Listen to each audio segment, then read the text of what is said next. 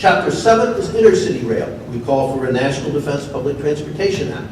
What killed the intercity privately operated passenger train? Eisenhower's National Defense Interstate Highway Act. Again, how do you compete against government-funded roads, as John Norquist likes to say? But that act, the building of the interstates, killed the passenger train. We want to bring it back because major interest for conservatives is national security. Our single greatest national security vulnerability is our dependence on imported oil. About a third of the defense budget can be traced pretty directly to protecting those oil sources and supply lines.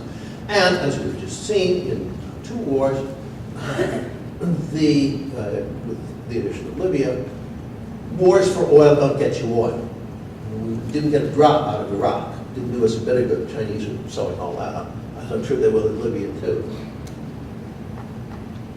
We've got to reduce our dependence on imported oil. The only way to do so, all the technologies, again, been there for 100 years, no need for technological breakthroughs, can be done very affordably, is to bring back rail transit and intercity passenger trains.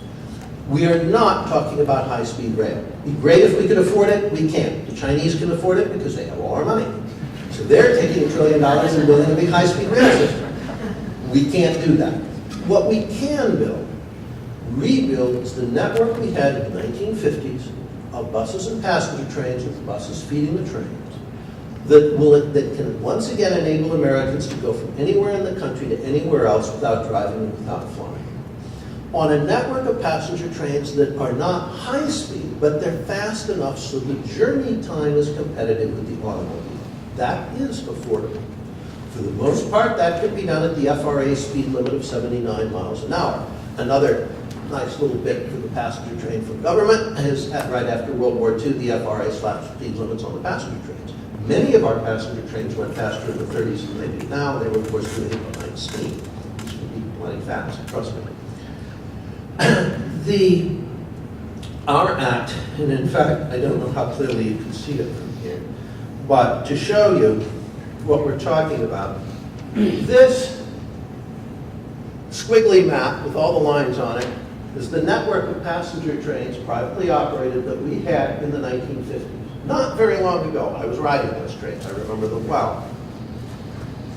This is what we've got now. All we want to do is get back what we had. A very conservative undertaking. It is affordable. We're talking billions, but not trillions. And with trying to secure those overseas oil sources, we've already poured $1 trillion into the sands of Iraq.